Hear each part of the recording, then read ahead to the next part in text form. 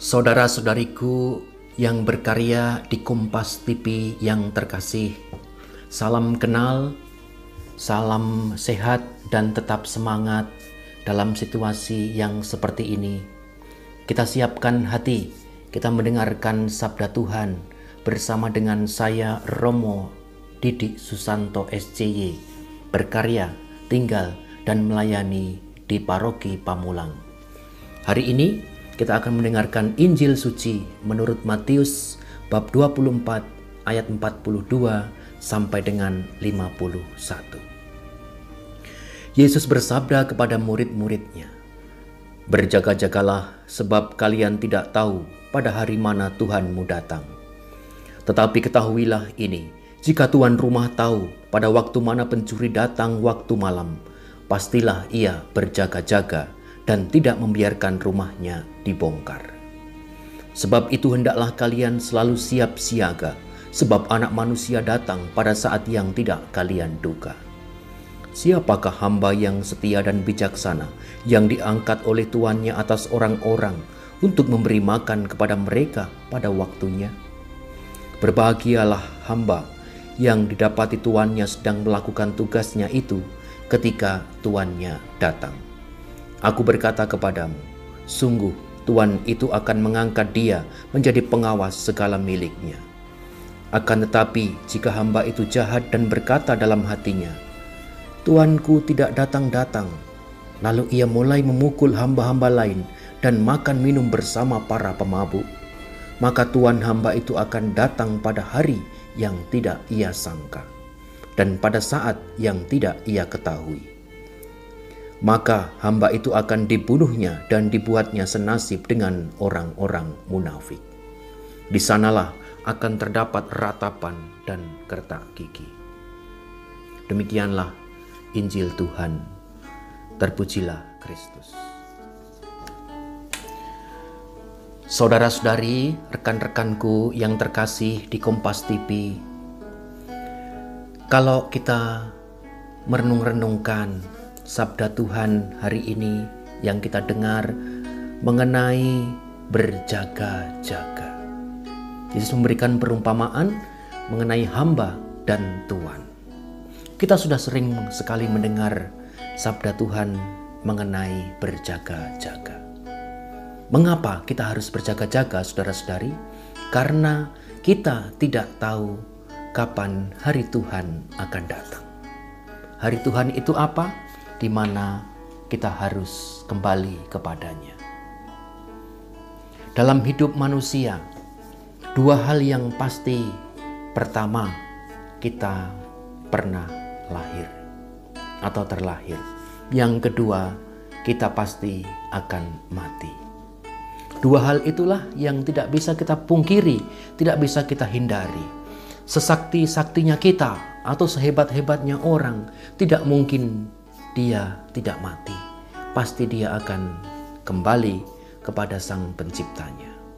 Oleh karena itu Yesus menekankan hal untuk berjaga-jaga seperti seorang tuan yang datang dan hambanya tidak tahu kapan tuan itu akan datang. Maka antara kelahiran sampai pada kematian, itulah yang disebut kehidupan. Orang yang bertanya, "Untuk apa aku hidup?" itulah orang yang layak untuk menjalani kehidupan. Sebagai orang beriman Kristiani, panggilan kita menjalani kehidupan dan berjaga-jaga ialah panggilan di dalam iman, harapan, dan kasih. Sebagai orang Kristiani, kita berjaga-jaga dengan apa? Dengan iman itulah. Iman adalah tanggapan kita kepada wahyu Allah. Dan iman kita seharusnya setiap hari terus progresnya jelas bertambah, semakin dalam, semakin dalam, semakin dalam. Orang yang semakin dalam imannya, hidupnya belum tentu semakin mudah loh. Justru ketika aku atau saudara-saudari mau sungguh-sungguh dekat dengan Allah, rajin berdoa, rajin sembahyang, rosario dan sebagainya, doa malam, apapun berdoa. Justru ketika kita mau dekat dengan Allah, masalah, tantangan, kekhawatiran dan sebagainya akan semakin datang. Kuatkah iman kita ketika menghadapi segala sesuatu yang terjadi depan kita? Ataukah kita ciut? Ataukah kita menyerah? Ataukah kita melipir seperti orang Jawa mengatakan, menghindari? Tidak ada masalah yang akan hilang ketika dihindari. Terus akan bertemu terus selama kita menjalani kehidupan. Yang kedua adalah harapan. Orang yang memiliki harapan berdasarkan iman, dialah yang menjalani hidup setiap hari dengan hati yang penuh semangat. Karena apa? Meskipun secara manusiawi tidak bisa diprediksi, meskipun secara manusiawi sudah direncanakan, tetapi orang yang beriman, disitulah dia juga akan memiliki pengharapan. Dan pengharapan itu bukan hanya pengharapan yang sudah pasrah bongkoan atau menyerah begitu saja, tidak. Tetapi dia terus berjalan dengan doa, dengan harapan, dengan iman. Dan yang terakhir yaitu adalah dengan kasih. Kasih tidak sembarang kasih kalau kita mau mengikuti Kristus.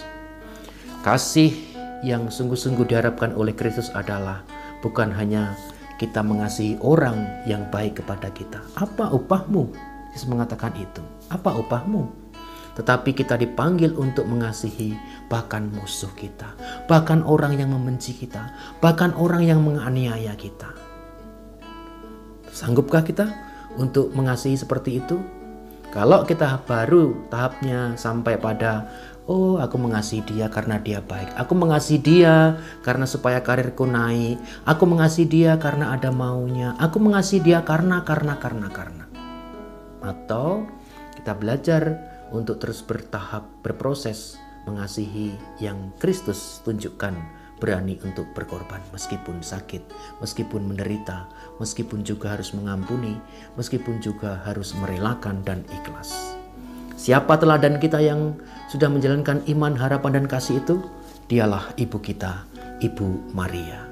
Ketika Bunda Maria menjawab, Ecce ancilla fiat mihi secundum verbum tuum. Aku ini hamba Tuhan, terjadilah padaku menurut perkataan. Apakah hidup Bunda Maria lalu mudah? Tidak, saudara-saudariku. Setelah Bunda Maria menjawab itu kepada malaikat, pada Tuhan, hidup Bunda Maria sudah bukan miliknya.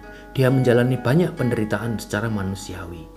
Entah hatinya teriris-iris ketika dia harus menjadi ibu dari juru selamat dan akhirnya memangku jenazah Yesus ketika diturunkan dari salib. Bunda Maria menerima kehendak Allah itu dengan iman, dengan diam, bukan banyak berkata-kata. Bunda Maria menjalani dengan penuh pengharapan, dan Bunda Maria menjalani kehendak Allah dengan penuh kasih. Mari kita belajar dalam hidup kita yang nyata. Jangan lama-lama kita dalam situasi berdoa, terus berdoa, bukan. Tetapi doa itu menguatkan kita untuk menjalani hidup kita dengan iman, harapan, dan kasih. Tuhan memberkati kita semua. Amin.